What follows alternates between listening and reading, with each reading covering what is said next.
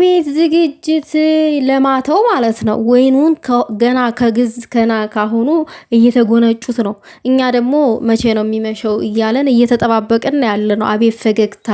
ለካ ፍቅር እንደዚህ ደስ የሚል ነገር ነው። እንጀምር እንደኛም ቤተሰብ እንዴ! ምንድነው? ምን እያሰባችሁ ነው?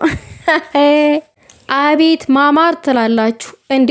ቆይ ይሄ ፎቶ አቀናብረውት ነው እንዲህ እያልኩኝ ነበረ። ልጆች ማለት ነው ቲክታክ ላይ አይቼ ለካ በቅማምዬ ቤት ነው የተለቀቀው ይሄ ፎቶ። ለማታ ዝግጅት ላይ ናቸው፣ እራሳቸው ናቸው የእንትኑን የወይኑን እየተጎነጩት ያሉት እራሳቸው ናቸው። እና አብረን ብንጎነጭ አይሻልም? ማታ መታችሁ ታው እንጂ ልባችንን አታንጠልጥሉት፣ እንደዛ አትስቀሉት። ለማንኛውም ውዶቼ ዛሬ ለየት ያለ ምላሽ እንጠብቃለን ከነሱ።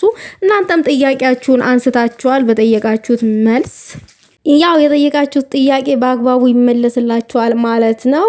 እንግዲህ ወይኑን እየተጎነጩ ምናምን ውዶቼ፣ እናንተም ወይን ለመጎጨት ያብቃችሁ። እንግዲህ ጥሩ አፍቃሪ ሰጥቷችሁ ነው እንጂ ዝም ብላችሁ አይደለም የምትጎነጩት። አዎ ዝም ተብሎ ወይን አይጎነጭም። ያው ጥሩ አፍቃሪ ሲሰጥ ነው፣ እንደ ብሩክ አይነት እንደ አማቻችን አይነት ማለት ነው። ያንን ለማግኘት ደግሞ ጸሎት ያስፈልጋል። ጸልዩ፣ መጸለይ ቶሎ ነው እንዴ ውዶቼ። ዝም ብላችሁ